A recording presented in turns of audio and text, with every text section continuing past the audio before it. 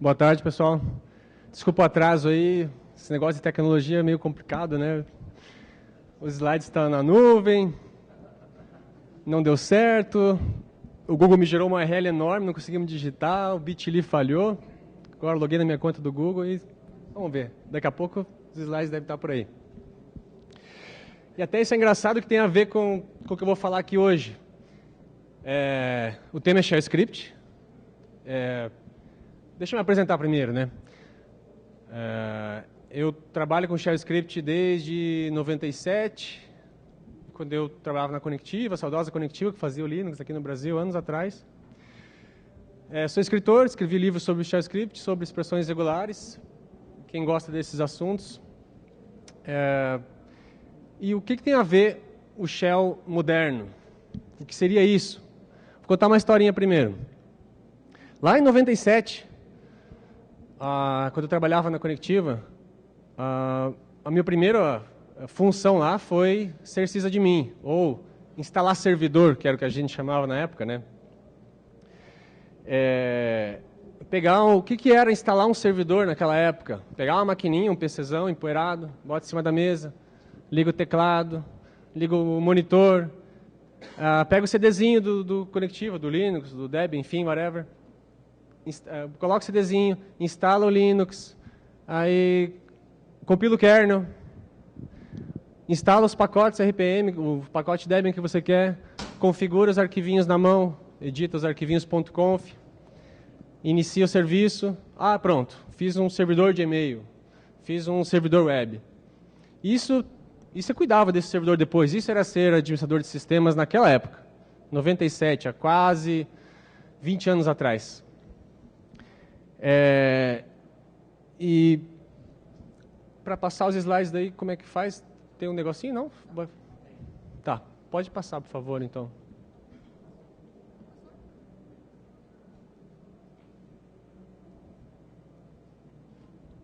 Isso, apareceu, maravilha. Pode passar, por favor. Então, só para ilustrar, né, naquela época a gente era muito a máquina física, né? Esse servidor aqui, e eu mexia nele, eu logava nele, eu fazia tudo nele, eu sabia tudo que tinha ali dentro, manualmente eu fiz tudo que está ali naquele servidor. Pode passar, por favor. O CDzinho, o manual, tal, isso era como era antigamente. Pode passar, por favor. Pode passar. Então, essa era a nossa rotina. Onde entrava o Shell Script? Mas eu queria automatizar um pouco isso aí. Eu conseguia fazer um shellzinho de instalação que cuidava dessa parte do processo. Instalar os pacotes, configurar os serviços ali e iniciar esses serviços. Então, nessa época, você programar em Shell Script, basicamente era isso. Era você cuidar de um servidor e automatizar aquele roteirinho que você fazia. Pode passar, por favor.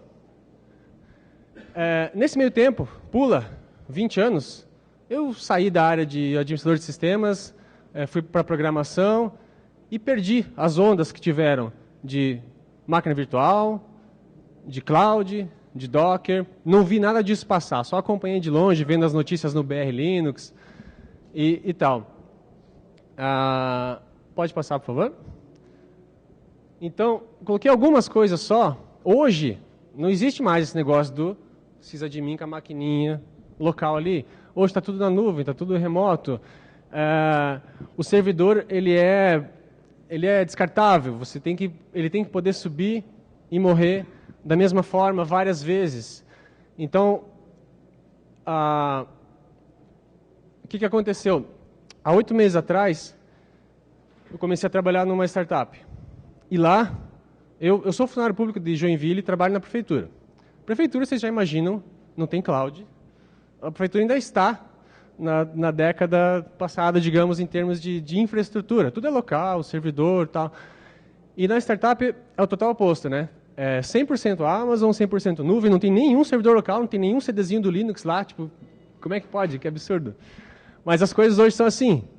E aí, nesse meio tempo, então, eu aprendi essa nova maneira de fazer as coisas hoje. Então, lá eu faço parte da equipe de Ops, lá de operação, então cuido de servidores, voltei a essas origens. E lidando com todas essas coisas aí, essas palavrinhas mágicas, e eu sei que tem, esse é o foco lá da empresa, mais a Amazon, mas eu sei que tem similares livres da Red Hat, ali, OpenShift, OpenStack, tem várias outras. Então, eu vou falar aqui sobre algumas, mas o conceito, eu quero passar o conceito. Então, onde entra o Shell Script nessa história? Se eu não tenho mais, pode passar, por favor. Se antes eu tinha o meu servidor, que eu cuidava, eu fiz, eu sei tudo que está ali dentro, com cuidado. Passa mais um, por favor. E hoje, isso era um GIF animado, que pena que não tocou. O cara está jogando as caixas ali. Hoje o que? O servidor, ele é só um recurso que você liga, desliga, dispara quantos você quiser. Então você não pode mais fazer nada na mão, entrar lá e editar um .conf. Esse servidor vai morrer e vai lançar outro, você vai perder aquilo que você fez. Você precisa automatizar isso, você precisa que seja repetível. Esse servidor tem que lançar igual todas as vezes. Aí foram criadas aquelas ferramentas que a gente viu no slide anterior. E Shell Script agora, finalmente, onde que entra? Pode passar, por favor? Onde que entra o Shell nessa história? O Shell é um dos componentes que te ajuda a fazer esse servidor repetível, a você conseguir lançar um servidor do jeito que você quer, e depois que ele lançou, eu vou falar aqui mais sobre o foco assim, do desenvolvedor, do Ops direcionado ao desenvolvedor, tá? Que as ferramentas que o desenvolvedor geralmente precisa que está funcionando, para que o código dele saia do GitHub, do GitLab, e vá até a produção. E tem muito Shell nesse meio do caminho. Passa, por favor. O que acontece? Antigamente, eu quero fazer um Shell Script, eu vou programar em Shell Script, sei lá. Basicamente, eu tinha dois ambientes para rodar esse Shell Script. Ou eu estava na linha de comando, abro o VI, o Emacs, edito meu script e executo ele na linha de comando, ou jogo no crontab e ele vai ser executado. E o crontab, ele é um ambiente um pouquinho diferente, né? Ele não é igual. A execução do mesmo script nesses dois, ela é diferente. No cron você tem que definir o path do zero, não tem std in, std out ali, não é interativo, né? Ele acontece automaticamente. Para onde que vai a saída? Vai para o arquivo de log, vai para o teu e-mail, dependendo como você considerar. Então você tinha esses dois ambientes diferentes que você precisava se ligar. Não, se o meu script estiver rodando na cron, eu tenho que me lembrar de algumas coisinhas e tenho que trabalhar talvez um pouquinho diferente para que ele funcione legal. O que eu quero tentar mostrar aqui para vocês hoje é que isso aqui se expandiu. Você continua tendo a linha de comando, você continua tendo a cron.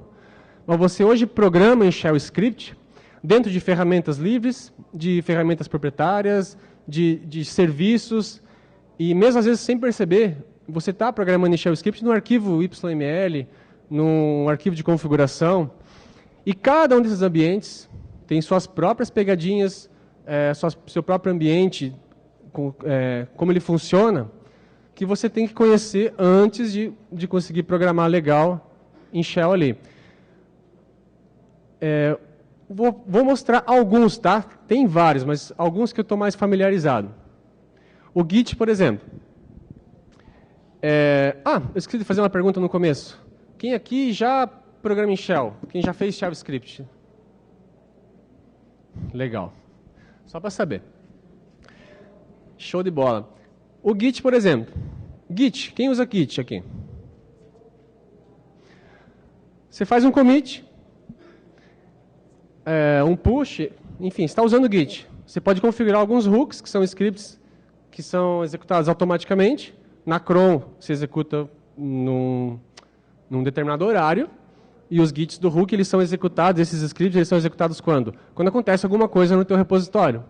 Então, é muito comum você fazer um hook de pré-commit, por exemplo, para verificar teu código antes de commitar, ou de pós-commit, toda vez que fizer um push para master, eu quero que esse código vá para produção, para homologação. Você usa um desses scripts. Aqui dentro é o quê? Ele é um executável. Ele é um shell script. Aqui vai ser um shell script normal. Um exemplo. Um scriptzinho bem simples para fazer um deploy em produção. Supondo que na produção você já tem outro repositório bear lá, prontinho para que isso funcione. Claro, eu vou fazer meu git push prod local. Esse commit vai lá para o outro repositório e esse script post receive, ele vai ser executado. E vai fazer o deploy em si, que é dar o checkout lá onde quer que esteja esse código. Isso é um shell script, ok? Mas ele tem algumas coisinhas. São detalhes do ambiente que eu preciso me preocupar, que se eu não fizer, não vai funcionar. Se não tivesse aquela linha set git dir ali, ele não vai funcionar esse script. E se não tiver aquela primeira linha com aquele eixo no final ali, eu também não vou saber direito o que está acontecendo. Então aqui a gente já está vendo um terceiro ambiente, que um shell script, é um shell script normal, mas ele está sendo executado num ambiente que, para mim, é estranho. Eu tenho que conhecer esse ambiente primeiro antes de sair trabalhando em cima dele. A primeira linha ali é para que ele qualquer erro ele aborte. Eu quero que ele aborte em qualquer problema que dê. O X é de debug, então ele vai me dizer, cada linha dessa, antes de ele executar, ele vai mostrar a linha que ele está executando. Por quê? Porque quando eu dou git push lá na minha máquina, a saída desse script ela aparece ali para mim, para eu saber o que está acontecendo. Então é importante que eu seja verboso, que eu diga o que está acontecendo. O "-x" me ajuda nisso. E se eu não der aquele unset naquela variável, não vai funcionar, porque ele está considerando o repositório que eu estou mexendo aqui como o repositório que o Git vai trabalhar em cima. Mas eu quero mexer naquele outro que está lá no apt repo foobar.git. Para que isso dê certo, eu preciso dar um unset nisso. Como eu descobri isso? Meu script falhou e eu fui lá no Stack Overflow até que eu achei a resposta. Como que eu sei que existe essa variável gitdir? Eu não sei.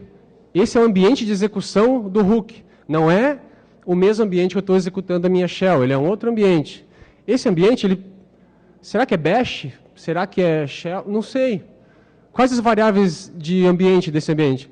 Não sei. Eu tenho que descobrir. Já vamos ver como é que a gente faz isso. Continuous Integration. Então, hoje, eu faço meu código, faço o push do meu commit, e são rodados testes automaticamente em cima desse commit. Existem ferramentas para isso. Proprietária como o Travis e livre como o do GitLab. O que acontece? Essas ferramentas funcionam lendo um arquivo YML dentro do teu repositório. Você cria um arquivinho especial lá no formato YAML, lá, YML, e coloca coisas dentro dele. Podem ser várias coisas. Você pode definir variáveis, você pode...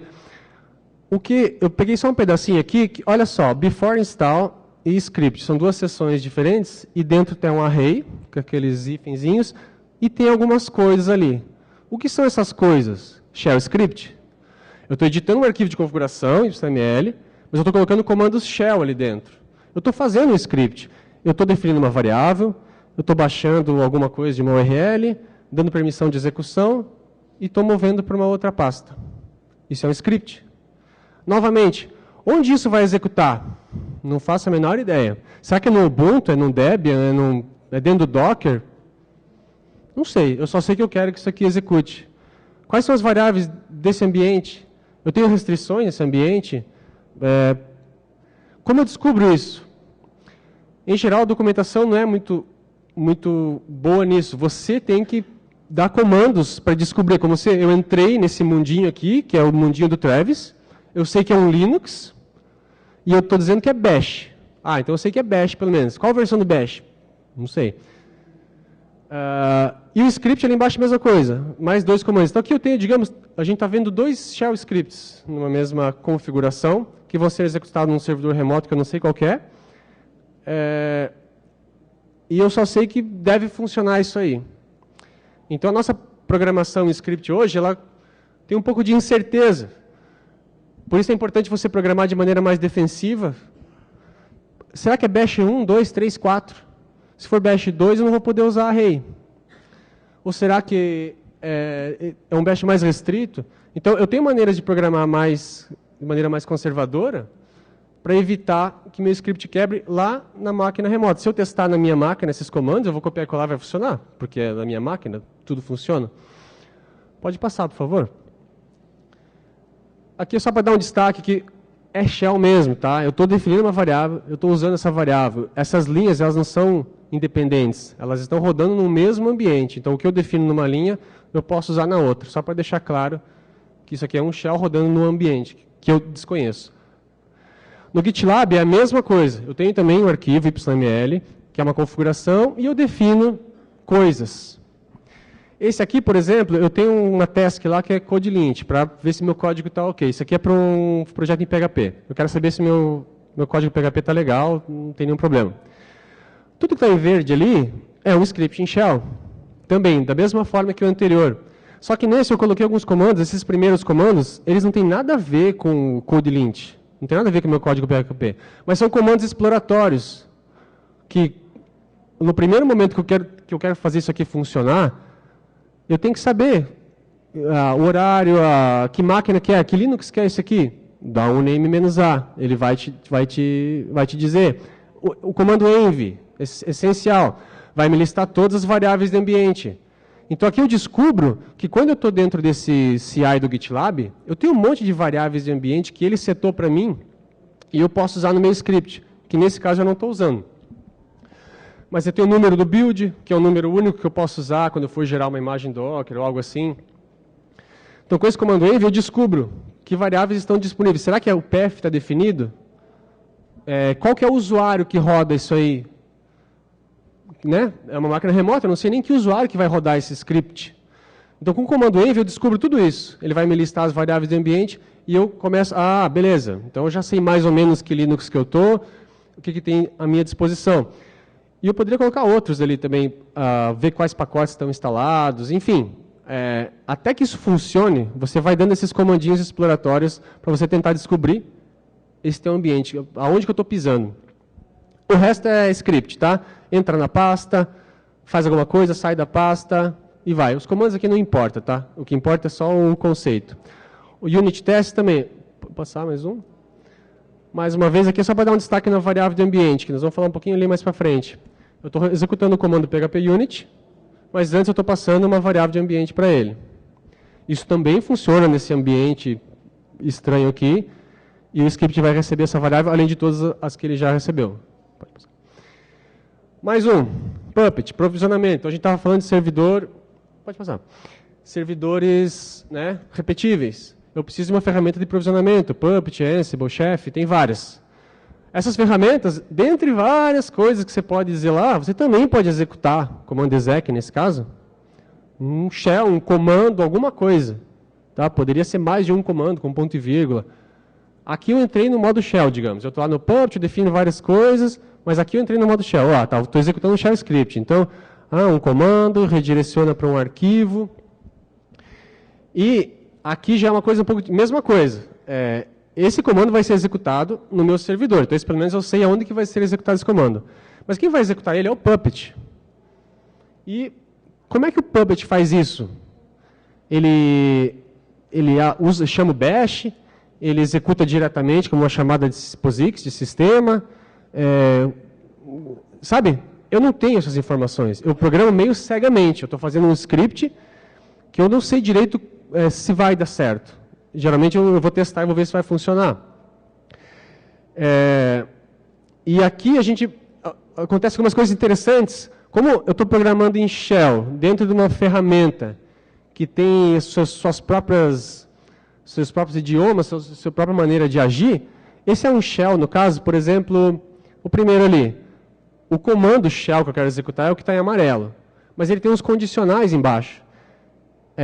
Eu estou setando o path, então esse comando nem precisava nesse caso, né, porque ele passou o path completo no comando. Eu estou dizendo que para executar esse comando, o path, né, onde ele vai procurar os binários do sistema, é só o srbin, sbin e bin, só, mais nada. Então eu estou setando o path. Não, isso aí beleza.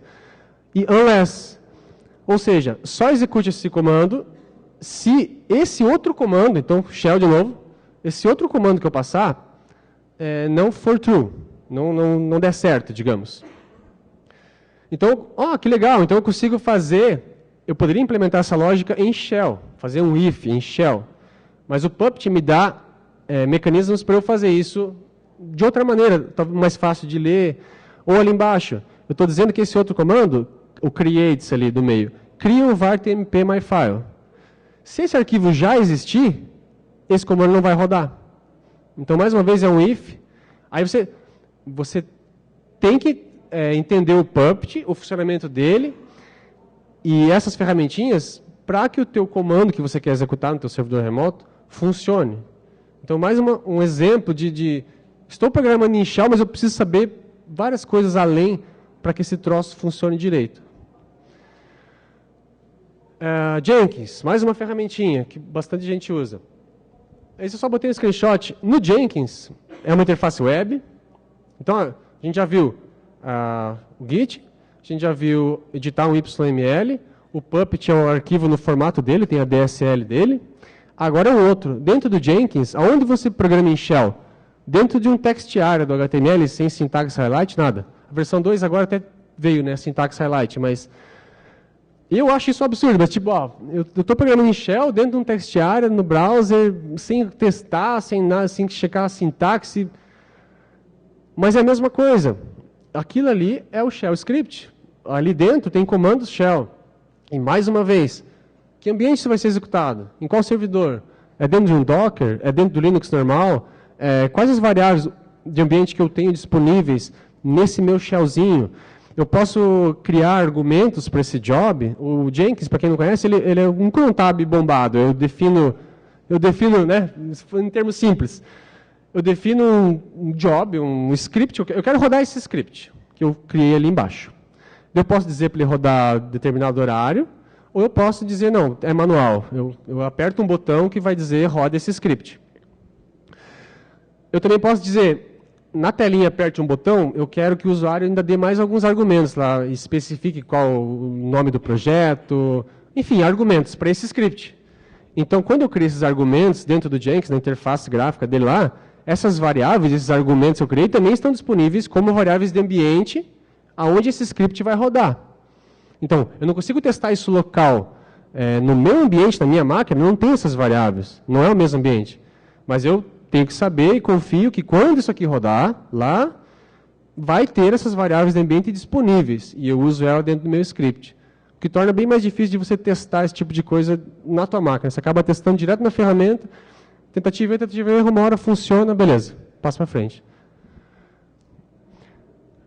E, por fim, o Docker, pode passar. Docker aqui, quem que usa? Ok. Pouca gente. Então, o Docker, o que a gente está vendo aqui é um Dockerfile. É um arquivo que é uma receitinha, é uma receita de bolo, tá? O Docker ele vai gerar no fim uma imagem de algo, de um aplicativo, um sistema. E, só um pouquinho.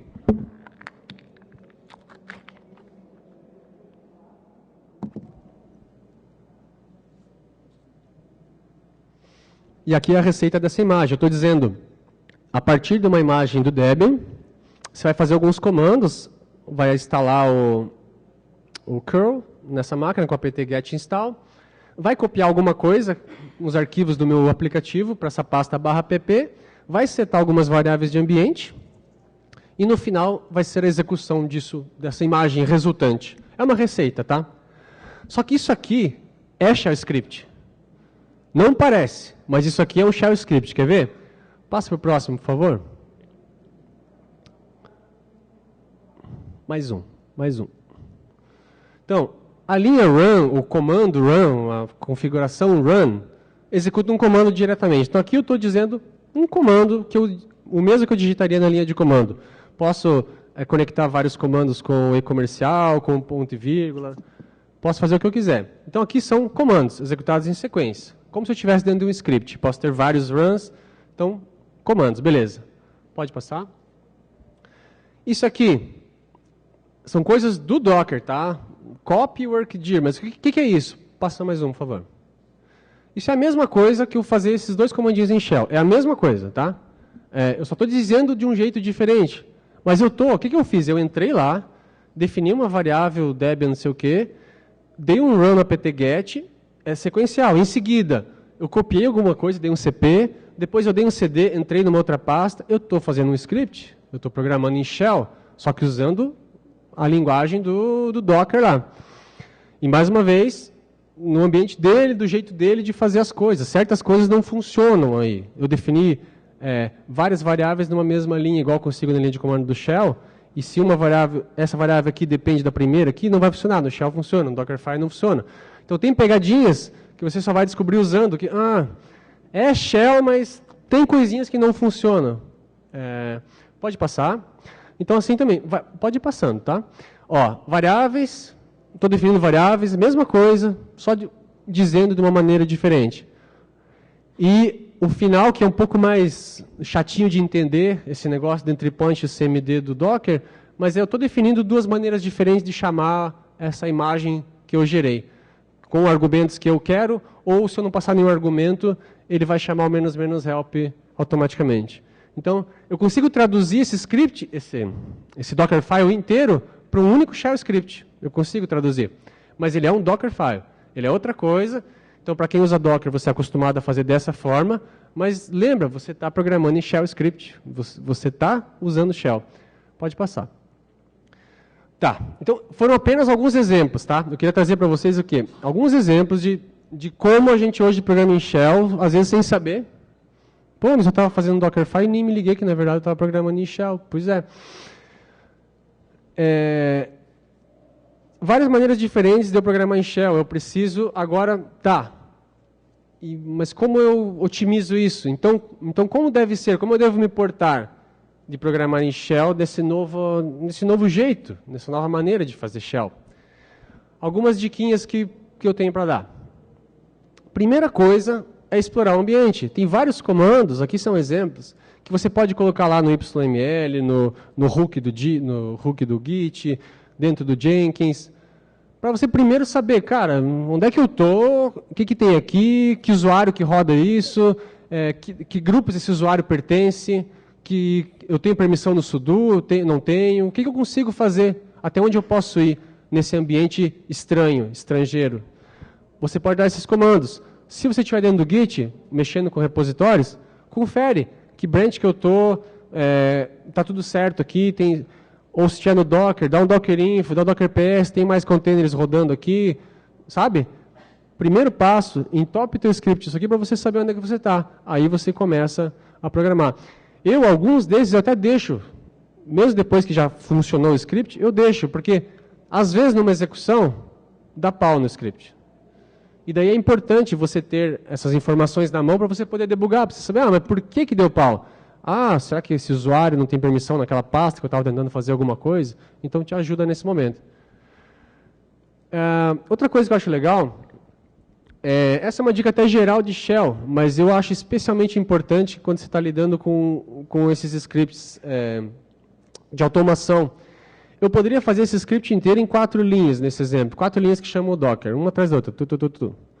Só que eu estou, na verdade, fazendo 3 coisas diferentes. Eu estou construindo uma imagem, dando um build. Eu estou publicando essa imagem para um repositório de imagens. Estou guardando ela na nuvem. E, por final, estou dando um run, que é rodar essa imagem. São 3 coisas diferentes. Então, cria 3 funçõezinhas em shell diferentes. E, no final, chama essas funções. É a mesma coisa, mas ela fica mais simples de você enxergar os pedaços, ou de repente, eu não quero mais publicar, eu só quero buildar e rodar. Comenta só a linha do publish lá e beleza, não vai ser executado. Então você acaba simplificando um pouco o teu script com isso. Outra dica legal é você criar uma pasta scripts dentro do repositório, para quem lida com código, cria uma pastinha scripts lá. E lá dentro você vai colocar os teus scripts que, sei lá, aí cada projeto é um projeto que faz o build, clean up e tal. Joga teus scripts todos lá dentro, com nomes descritivos. Colocar a extensão .sh ou não é uma opinião pessoal, tem gente que prega que não precisa. Eu gosto porque fica um pouco mais claro, mas realmente não precisa. Ele é um executável, não importa se é Shell, se é Python, se é Ruby, ele é um executável e deve ser executado. E de repente, olha o primeiro arquivo lá, uma bibliotecazinha em Shell, que todos esses scripts dão um source nela, a primeira linha do script source _lib.sh. Então eu centralizo numa bibliotequinha minha, sei lá, o login no Docker Hub, credenciais da Amazon, do Azure, sei lá, o que você estiver usando. Centraliza numa biblioteca que todos esses scripts vão usar.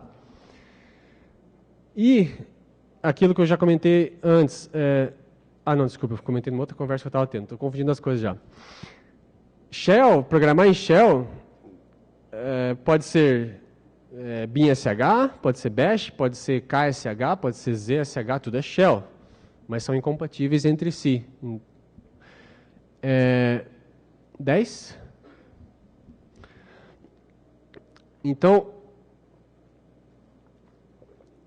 o Puppet lá, é Shell, é Bash ou é SH? Não sei. Tudo que funciona no SH, funciona no Bash. Em geral, as ferramentas usam Bash, tá? Ou SH.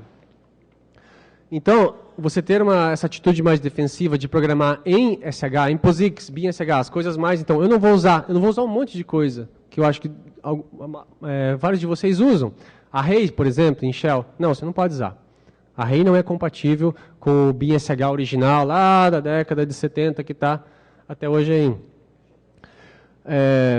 Substituição de variável, aquele for esquisito, cara, nada disso aqui, entre várias outras coisas, que são legais, que são úteis, você não pode usar. Não é que você não pode, às vezes até funciona, mas na prática, se você quer que aquele teu script rode no maior número de ambientes diferentes, e se antes a gente tinha só aquela linha de comando e cron tab, agora a gente tem, todos esses que eu mostrei, mais uma variedade deles, é bom acostumar desde já a não usar array, não usar essas coisas mais complicadas, porque aí você não precisa tanto se preocupar. Será que no ambiente lá é o Bash mais recente? Você não precisa se preocupar. Não, o teu script ele é portável. Ele funciona em vários sabores de shell diferentes, porque você foi defensivo. Isso é importantíssimo. Todas essas ferramentas têm um log. Você consegue, você entra lá no GitLab, no Travis, no Jenkins, tem uma telinha lá que você vai entrar e vai ter o log. O log do teu script. Ele vai dizer, tentei executar essa linha, esse foi o resultado. Então, dentro do teu script, como você não... Se o script der pau, você não vai poder abrir uma shell e entrar lá e ver como é que estava o ambiente naquele momento e debugar. Não, ele cria aquela máquina que vai rodar o teu script, dá pau e aquela máquina some, morreu.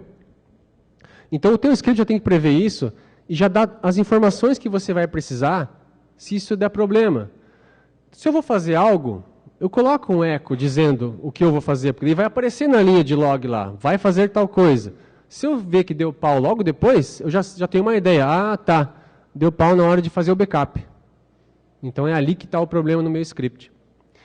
E se eu vou fazer uma cópia, ou qualquer coisa que tenha um comando, o "-v", o verbose, que me diga que durante aquele procedimento eu também tenha mais informações, vai que deu pau ali acabou o espaço em disco e aquele primeiro CP falhou.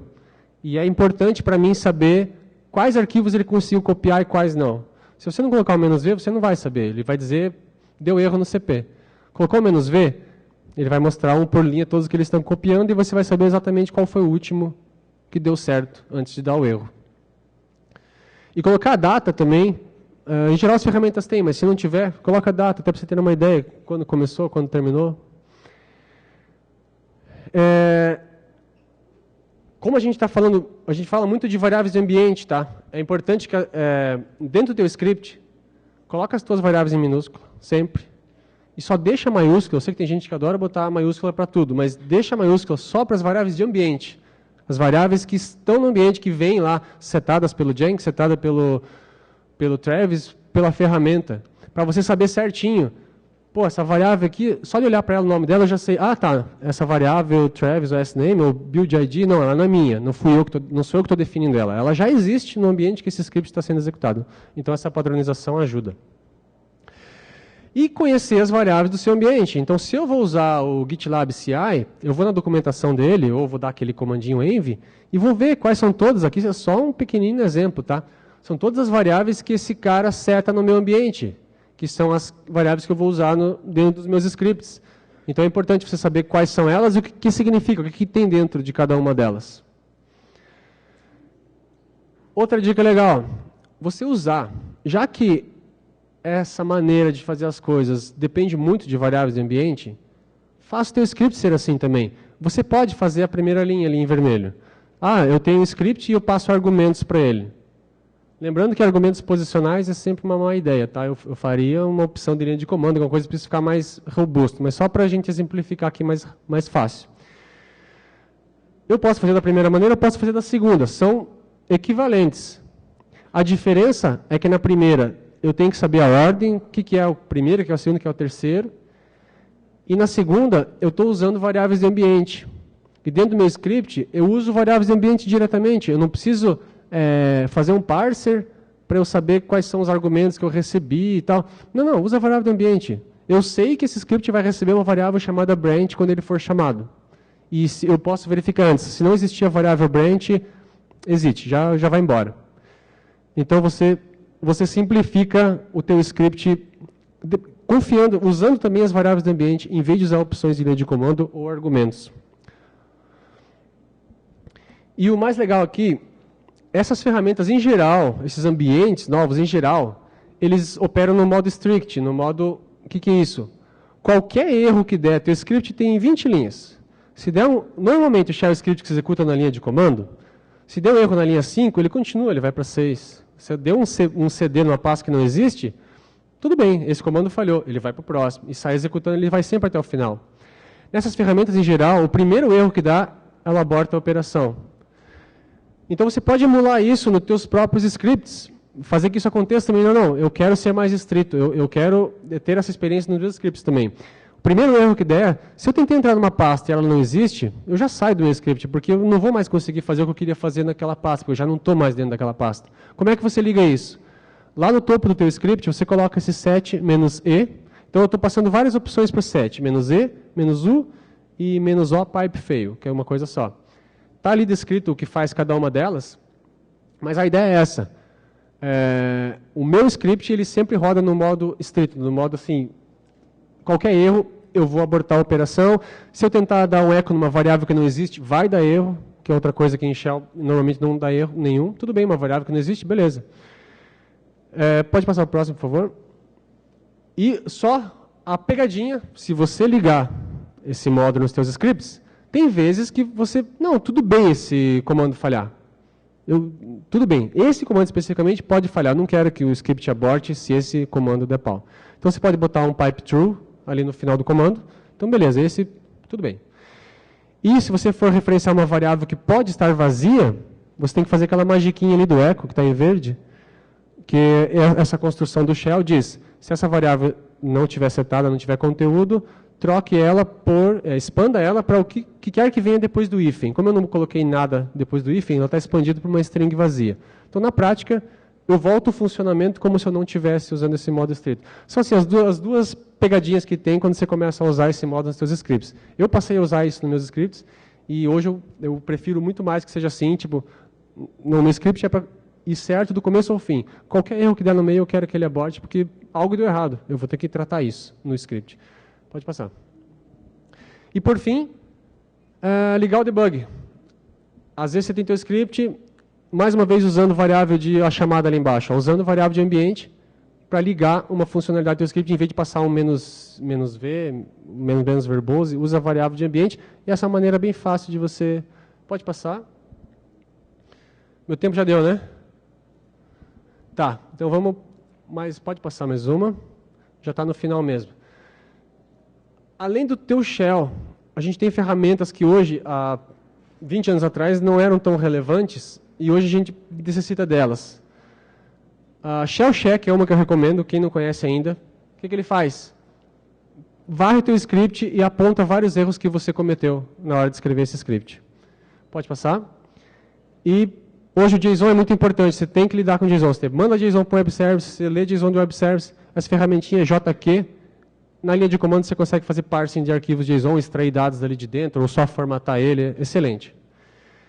E claro, curl e sed são essenciais para você acessar web services, postar coisas, e o sed especialmente, como o teu servidor tem que ser repetitivo, você faz geralmente um template de um arquivo de configuração e você troca em série o valor dessas variáveis em tempo de execução.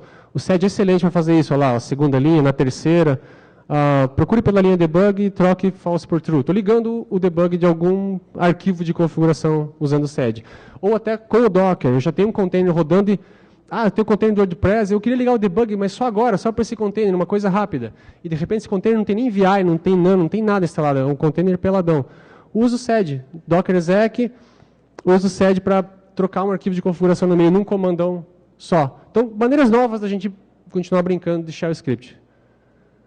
E, por fim, a gente precisa conhecer ferramentas que os provedores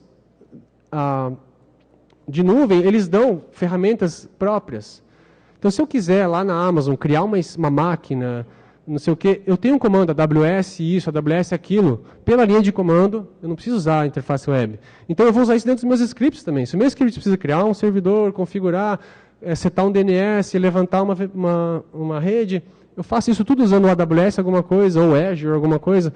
Cada provedor, eles enxergaram a vantagem que é você ter uma ferramentinha de linha de comando para fazer essas coisas. Então, eu coloco isso tudo nos meus scripts. Então, eu acho importante vocês conhecerem essas ferramentas. Isso aí. Desculpa a pressa, pessoal, mas perguntas?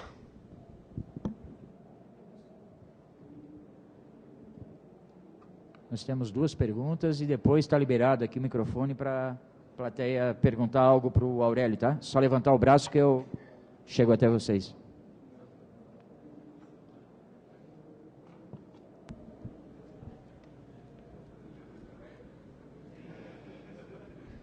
Todo mundo entendeu tudo, então beleza. Ah, isso é pergunta? Yes, yes. Sim, vou disponibilizar no qual que é? Deck Slider, nem lembro o nome do site também. Ah, sim, pessoal, antes de acabar, não tem mais nenhuma pergunta mesmo? Tudo certo? Vai ter agora ali fora uma sessão de autógrafos, para quem quiser, para quem gosta desse tipo de coisa. Tá à venda meus livros ali na lojinha do Fizzly. E vou estar ali agora, eu até quiser bater um papo sobre isso aí, ou sobre outras coisas também, estou por aí disponível. Beleza?